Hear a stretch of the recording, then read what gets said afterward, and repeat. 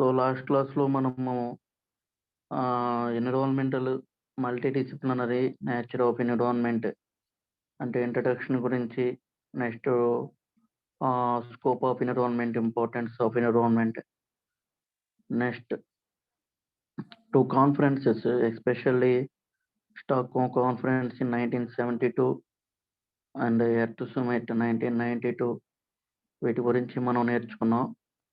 Next natural hazardous effects, global warming, acid rains formations and ozone layer depletions, main causes, effects and control measures వీటి గురించి మనం నేర్చుకున్నాం. Next environment సంబంధించి human population growth effects and consequences on environment, human population over population అయితే వచ్చేటువంటి effects గురించి నేర్చుకున్నాం. Next మెయిన్గా ఇది ఒక పార్ట్. సెకండ్ పార్ట్స్లో మనము ఎకో సిస్టమ్ గురించి చూసాం, ఎకో సిస్టమ్ డెఫినేషన్.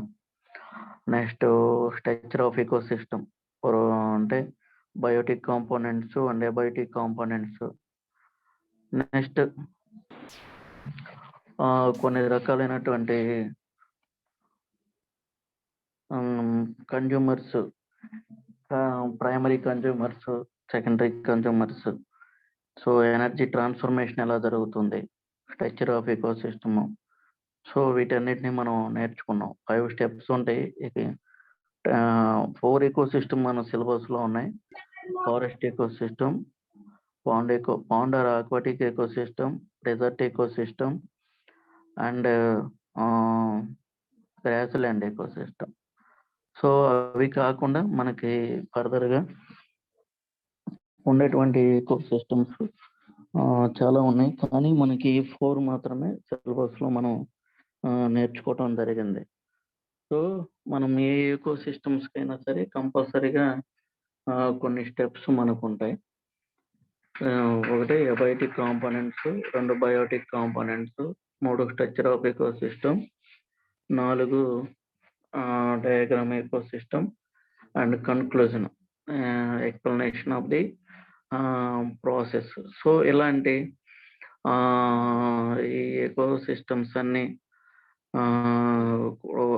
5 స్టెప్స్ మనం మెజర్మెంట్ చేస్తే ఎకో సిస్టమ్స్ గురించి మనం రాయడానికి అవకాశం ఉంటుంది.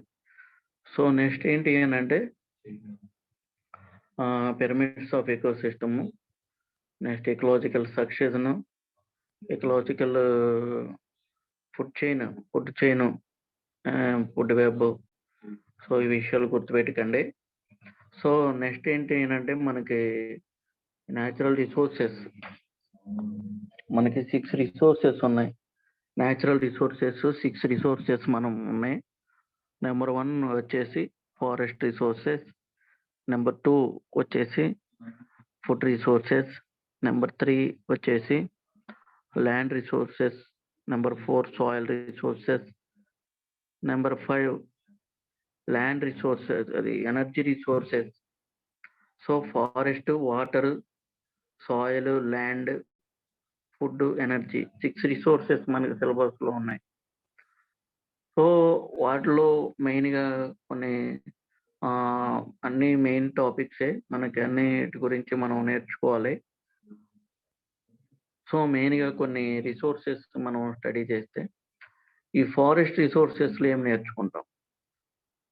ఫస్ట్ ఫారెస్ట్ యొక్క అడ్వాంటేజెస్ ఏంటి, బెనిఫిట్స్ ఏంటి, ఒకటి డిఫారెస్టేషన్ కాజెస్ ఏంటి, డిఫారెస్టేషన్ ఎందుకు అనేది జరుగుతుంది, దాని యొక్క ఎఫెక్ట్స్ ఏంటి ఎన్విరాన్మెంట్ మీద అనేది మనం చూస్తాం.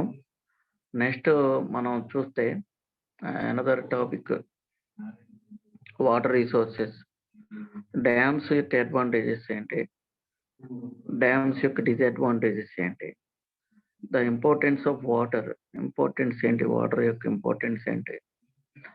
నెక్స్ట్ మనం ఐడెంటిఫై చేస్తే ఫుడ్ రిసోర్సెస్లో modern agriculture effects on environment. అగ్రికల్చర్ని మోడరైజేషన్ చేయటం వలన వచ్చేటువంటి ఎఫెక్ట్స్ ఏంటి, అది ఒకటి మనం నేర్చుకుంటాం. సెకండ్ది ఏంటి అని అంటే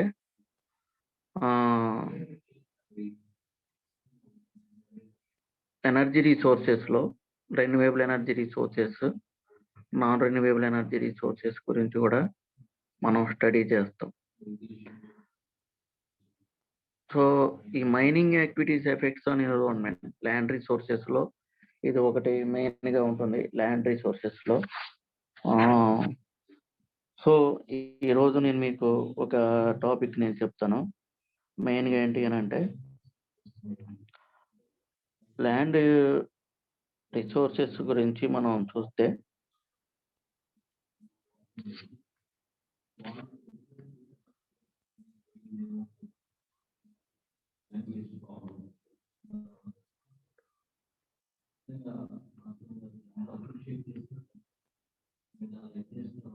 ఇది ఒకటి మైనింగ్ యాక్టివిటీస్ ఎఫెక్ట్స్ అని మీకు కనిపిస్తుందండి. ఇది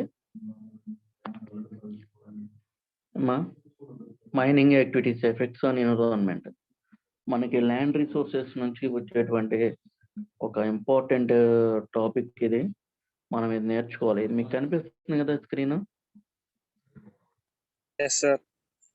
ఓకే, థ్యాంక్ యూ. ఇది కొంచెం నోట్ చేసుకోండి మీరు, చాలా ఇంపార్టెంట్. ఒకటి ఎకలాజికల్ ఇంపాక్ట్, రెండోది physical impacts, third one environmental pollution, fourth one occupational health impact. So first అంటే మనం మైనింగ్ యాక్టివిటీస్ వల్ల వచ్చేటువంటి ఎఫెక్ట్స్ని మనం 4గా డివైడ్ చేసాం ఇక్కడ. సో ఫస్ట్ ఎకలాజికల్ ఇంపాక్ట్స్ ఏంటి అని అంటే డిఫారెస్టేషన్ అండ్ డివెజిటేషన్. అంటే ఈ మైనింగ్స్ని మనకి మైనింగ్స్ చాలా ఉంటాయి, మీ అందరికీ తెలుసు. కోలు, పెట్రోలియము అండ్ అదర్ మినరల్స్, కొన్ని రకాలైనటువంటి మెటల్స్ సంబంధించిన మైనింగ్స్ ఉంటాయి. కొన్ని రకాలైనటువంటి ఆయిల్కి సంబంధించినటువంటివి ఉంటాయి. అయితే కొన్ని మైనింగ్స్ ఓపెన్ చేయడానికి ఒక క్వారీ లాగా చేస్తారు. మీకు తెలుసు క్వారీస్ లోపలంతా పైనంతా కూడా ఎర్త్ సర్ఫేస్ అంతా ఓపెన్ చేసి లోపలికి ఒక రూట్ మ్యాప్ అనేది తీసుకొని ఈ లారీస్ ఇలాంటి వెహికల్స్ ప్రొక్లైన్స్ ద్వారా వెళ్ళిపోయి విత్ హ్యూమన్ సపోర్ట్ అండ్ టెక్నాలజీని యూజ్ చేసి అక్కడ మనకు కావాల్సినటువంటి కోల్ కానీ లేకపోతే మార్బల్ స్టోన్స్ కానీ ఏమైనా ఉంటే తీసుకుని వస్తాం. దానికి ఎక్కువ ప్లేసెస్ని ఓపెన్ చేయాల్సి ఉంటుంది, ఎర్త్ సర్ఫేస్ని. అవి మనం క్వారీస్ అని కూడా పిలుస్తూ ఉంటాం. అయితే కొన్ని మైనింగ్స్ ఉంటాయి, అవి ఓన్లీ ఈ బాంబ్స్ని యూజ్ చేసి వాటిని బరస్ట్ చేసి ఈ హిల్స్ కానీ మౌంటైన్స్ కానీ వాటిని ఓపెన్ చేసి దాంట్లో ఉన్నటువంటి మెటల్స్ని తీసుకోవటం జరుగుతుంది. అది ఒక రకమైన మైనింగ్స్. ఇంకోటి ఆయిల్స్కి సంబంధించి ఏం చేస్తారంటే ఎక్కువ ప్లేస్ అవసరం లేదు, బట్ ఉన్న ప్లేస్ని కొంచెమే ఆ ప్లేసెస్ ఓపెన్ చేసి ఆ ప్లేస్ని ఏం చేస్తారంటే పైప్ లైన్స్ పంపించేసి లోపల ఎక్కడో ఉన్నటువంటి ఆయిల్ని బయటికి ఓపెన్ చేసి ఆ ఆయిల్ని మరలా ప్యూరిఫై చేసి మనం యూజ్ చేసుకోవడానికి ఉపయోగపడుతుంది. కొన్ని వీల్స్ లాగా కన్వర్ట్ చేసి ఆ వీల్స్ను ఓపెన్ చేసి ఆ పైప్ లైన్స్ నుంచి ఆయిల్ని ఓపెన్ చేస్తారు. సో ఇది ఒక రకమైనటువంటి మైనింగ్స్. సో ఈ విధంగా కొన్ని రకాలైనటువంటి మైనింగ్స్ ఉంటాయి. ఏ రకమైనటువంటి వాటికి మన ఇండియాలో కూడా చాలా రకాలైనటువంటి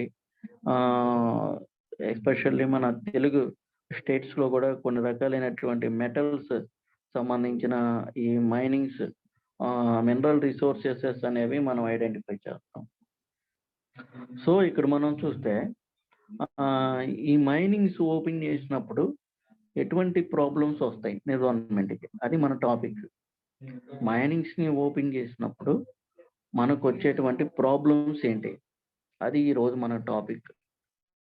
సో ఎకలాజికల్ ఇంపాక్ట్స్ మీనింగ్స్ ఏంటి అంటే ఒకటి 3 ప్రాబ్లమ్స్ని ఐడెంటిఫై చేశారు. ఒకటి డిఫారెస్టేషన్ అండ్ డివెజిటేషన్. సో అంటే ఒకటి ఈ మైనింగ్స్ ఎక్కువగా ఉన్నటువంటి ప్లేసెస్ ఫారెస్ట్స్ అనకండి, ఆ ఫారెస్ట్ని కట్ చేస్తారు, అది ఒక మెయిన్ ప్రాబ్లం. ఈ ఫారెస్ట్ని కట్ చేయటమే ఈ ఫారెస్ట్ని కట్ చేయటమే కాకుండా కొన్ని ప్రొక్లైన్స్ కానీ కొన్ని వెహికల్స్, కొన్ని టెక్నికల్ నాన్ టెక్నికల్ వెహికల్స్, ఈ మాస్ గ్యాదరింగ్ ఎక్కువగా ఉండటం, ఎంప్లాయ్మెంట్స్ ఇవన్నీ ఎక్కువగా ఉండటం వల్ల ఏమవుతుంది అని అంటే ఈ వెజిటేషన్ ఉన్నటువంటి చిన్న ఈ గ్రాస్ కూడా ఏమవుతుందంటే మొత్తం డిస్ట్రాయిడ్ అయ్యేటువంటి పరిస్థితి. సో అక్కడ ఉన్నటువంటి all type of small and big animals కి అక్కడ ప్రాబ్లం అనేది వస్తుంది. సో ఈ మైనింగ్స్ యాక్టివిటీస్ వలన వచ్చేటువంటి ఒక problem first deforestation and vegetation. Forest ని కట్ చేయటం జరుగుతుంది. అక్కడ ఉన్నటువంటి బుషెస్ కానీ చిన్న లేకపోతే ప్లాంట్స్ కానీ వెజిటేబుల్స్ కానీ ప్లాంట్స్ కానీ గ్రాసెస్ కానీ ఇవన్నీ కూడా మొత్తం స్మాష్ అవ్వాల్సిన పరిస్థితి. సో అది ఒకటి.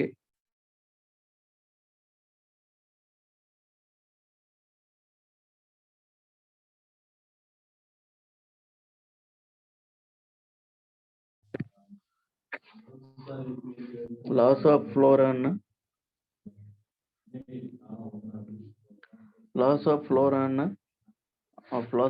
అండ్ ఫన్ అంటే ఎక్కువ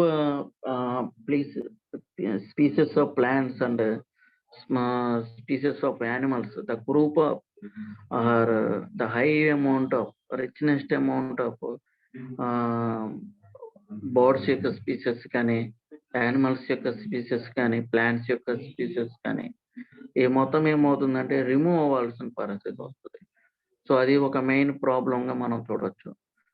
so loss of flora and fauna, so అది ఒక main problem. Next ecosystem degradation. Ecosystem అంటే మనకు తెలుసు energy transfer from one organism to another organism at a particular area. Energy transformation జరిగేటువంటి ఒక పర్టికులర్ ఏరియా, ఆ ఏరియా మొత్తం ఏమవుతుందంటే ఎకలాజికల్ బ్యాలెన్స్ అనేది డిస్ట్రాయిడ్ అవుతుంది. అంటే ఏంటి, ఆ ప్లాంట్స్ కట్ అవటం వలన ప్రైమరీ కన్జ్యూమర్స్ మీద ఎఫెక్ట్ అవుతుంది, లేకపోతే సమ్ టైమ్స్ సెకండరీ కన్జ్యూమర్స్ మీద ఎఫెక్ట్ అవుతుంది, లేకపోతే సమ్ టైమ్స్ టెర్షరీ కన్జ్యూమర్స్ మీద ఎఫెక్ట్ అవుతుంది.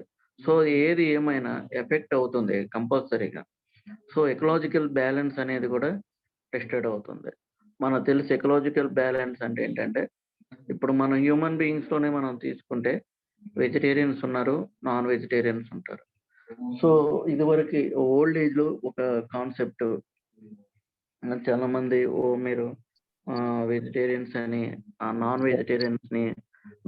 వెజిటేరియన్స్ పీపుల్స్ కామెంట్ చేయటం, లేకపోతే non vegetarian sir Gangadhar sir sir కొంతమంది ఒకళ్ళు నెట్వర్క్ ప్రాబ్లం వల్ల ఇదేందంట వెయిట్ చేస్తున్నారంట రూమ్ లో, ఒక్కసారి ఎలా చెప్పండి. అలాగే సార్, అలాగే. Okay sir, thank you. Okay sir, thank you sir.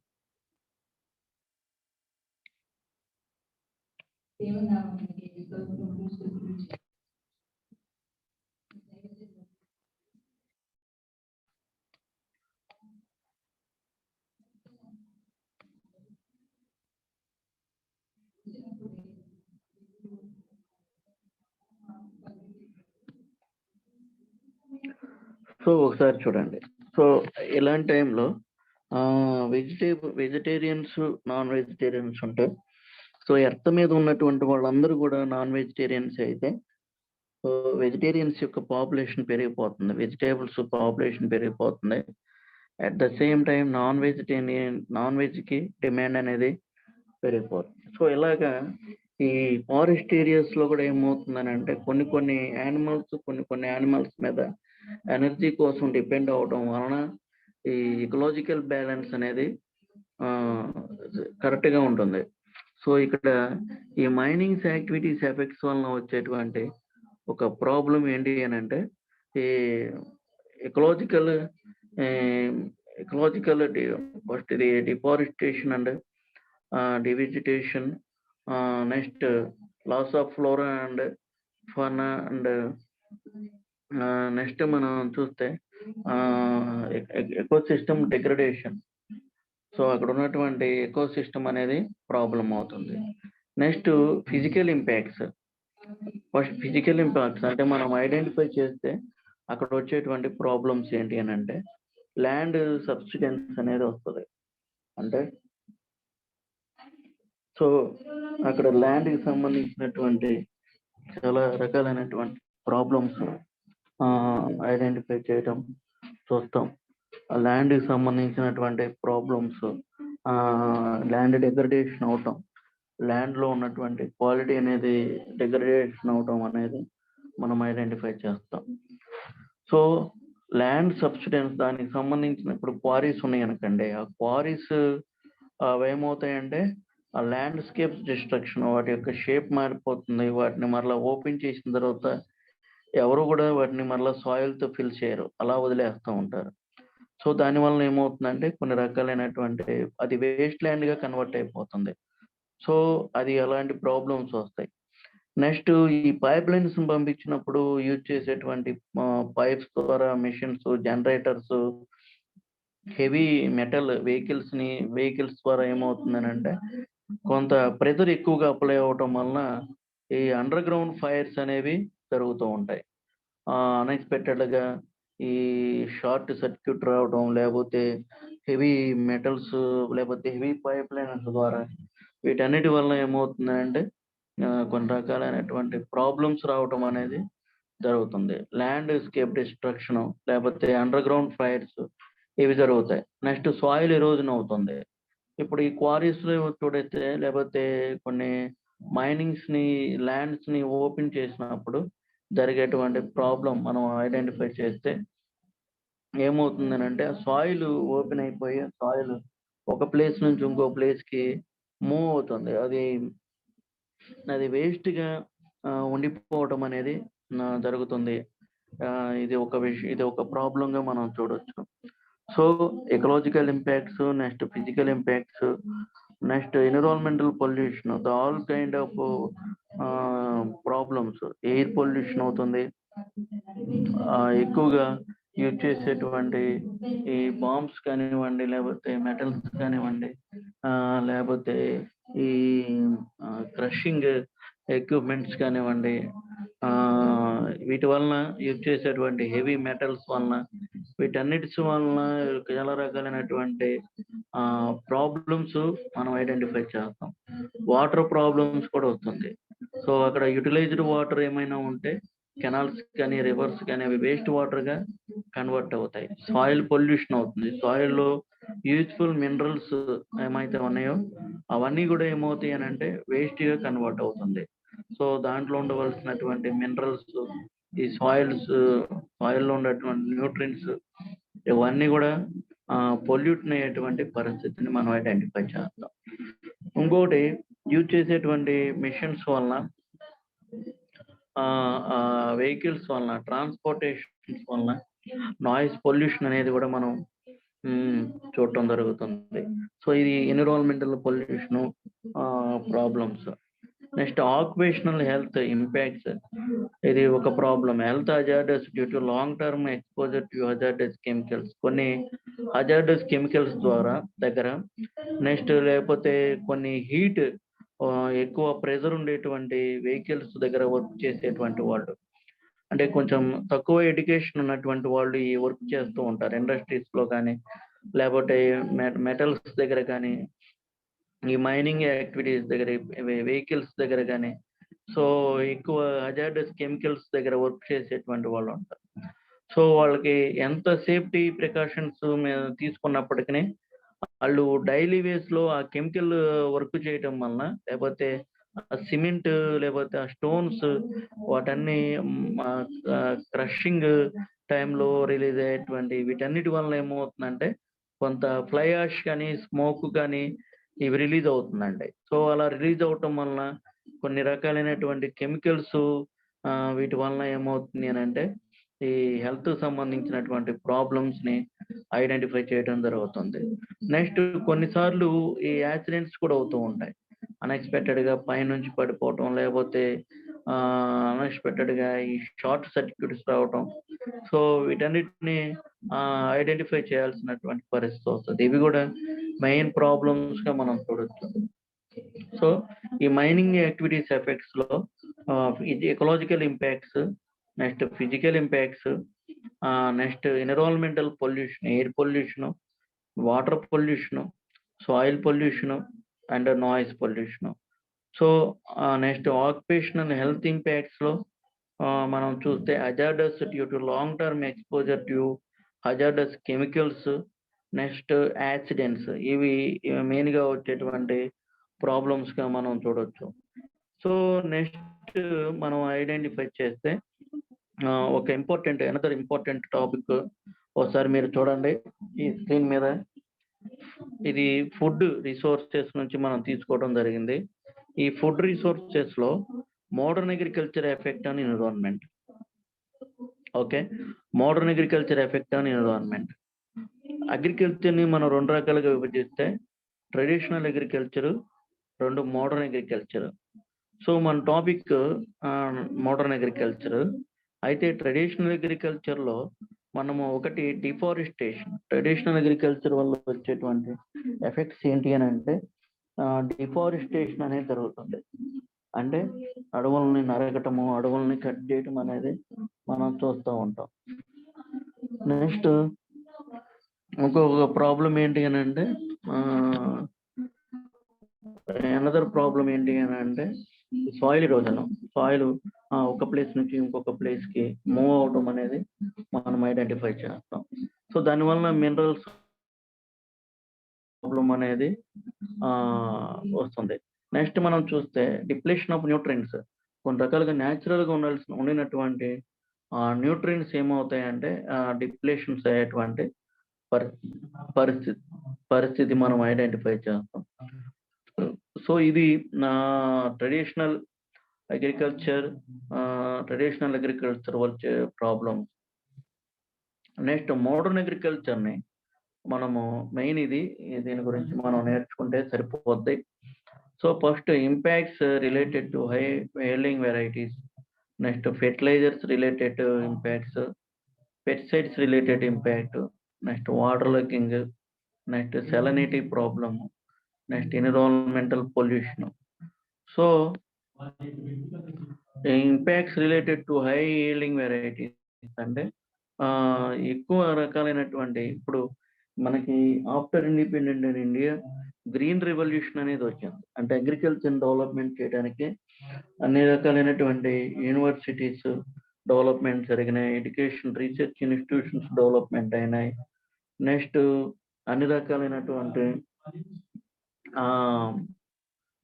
రకాలైనటువంటి ఎడ్యుకేషన్ సిస్టమ్స్ తో పాటు ఈ వెరైటీస్ ఆఫ్ సీడ్స్ ని డెవలప్మెంట్ చేయటం, ద వెరైటీస్ ఆఫ్ ఎక్విప్మెంట్స్ ని డెవలప్మెంట్ చేయటం అనేది మనం చూస్తాం. సో ఇక్కడ ఎక్కువ అధిక దిగుబడి కోసం అనేక రకాలైనటువంటి వెరైటీస్ ని, సీడ్స్ ని డెవలప్మెంట్ చేయటం వల్ల ఏమవుతుందంటే ఈ దాంట్లో రావాల్సినటువంటి క్వాలిటీస్ అనేవి ఎక్కువగా ఉండకుండా కొన్ని రకాలైనటువంటి ఈ ప్రాబ్లమ్స్ ని మనం చూస్తూ ఉంటాం. అది ఒక problem. Next fertilisers related problems. Fertilisers అంటే ఈ ఎక్కువ గ్రోత్ అవటానికి, అంటే ఎక్కువ పంటలు ఎక్కువగా పెరగడానికి యూజ్ చేసేటువంటి ఇవి మనం చూస్తూ ఉంటాం. యూరియా అని, నైట్రోజన్ అని, ఇలాంటివి యూజ్ చేస్తూ ఉంటాం. సో ఫెర్టిలైజర్స్ అంటే అవి. సో దానివల్ల ఈ మైక్రో